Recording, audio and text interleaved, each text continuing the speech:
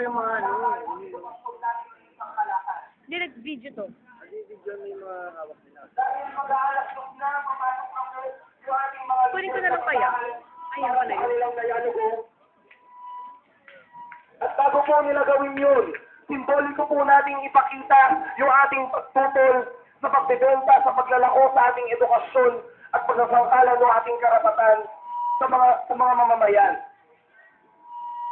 Ihanda po natin dahil maya-maya ay pupunitin natin yung ating hawak na price tag sa ating mga sarili bilang simbolo ng pagbasag natin sa isang sistemang edukasyon na ginagawang kalakal at komersyalisado.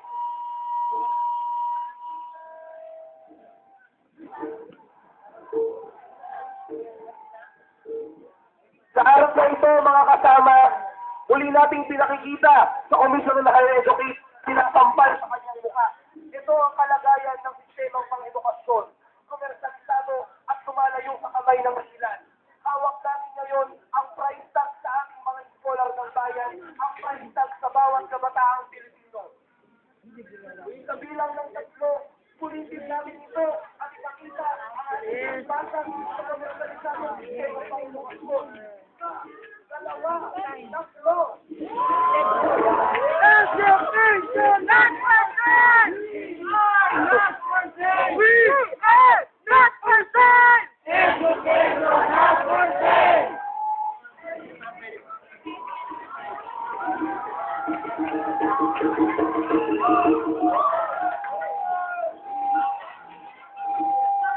Mga kasama, muli nating sigaw ang ating mga panawagan, edukasyon! Edukasyon! Karapatan ng mamamayan! Karapatan ng mamamayan! Edukasyon!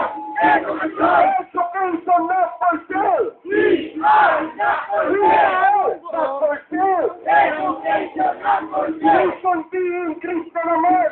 Salot! Talagang salot! Na salot! Salutan! Salot talagang salot! Kasalot-salutan! Serbisyo sa tao! Huwag gawin negosyo! Gawin negosyo! Serbisyo sa tao! Gusto moratorium! Ipatupad! Ipatupad! Ipaglaban! Ipatupad! Ipatupad! Ipaglaban!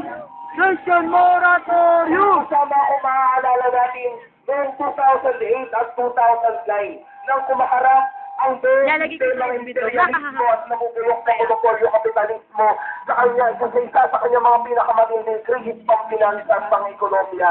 Patuloy pa rin tumaas ang presyo ng mga pangunahing bilihin at piniga ang mga bansa katulad ng Pilipinas para sa napakalaking tubo niya.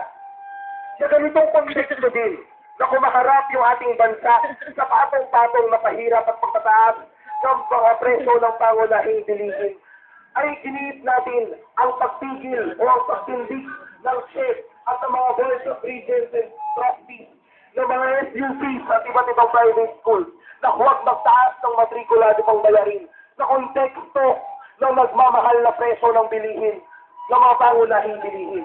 Kaya naman muli sa ganitong diwa natin binabalik ang ganyang panawagan at ang panawagan na i-regulate ng chef ang ating mga bayarin. Para po, sa susunod, na nakapagsalita na maglilitan niya muli ng kalagayan ng kanilang pamantasan na isikasamang Roseler ng Lyceum. Isang mapulang pagbati po sa lahat ng mga estudyante rito at kabataan nagpunta sa church para ipakita natin ang ating pagtutol sa patuloy na pagtaas ng mga matrikula sa ating mga paaralan.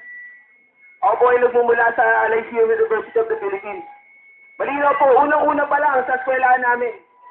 Na pagpasok ko pa lang, mag-e-enroll ka pa lang ho. Mag-ipirmahin na po yung mga estudyante ng isang waiver. Na nagsasabi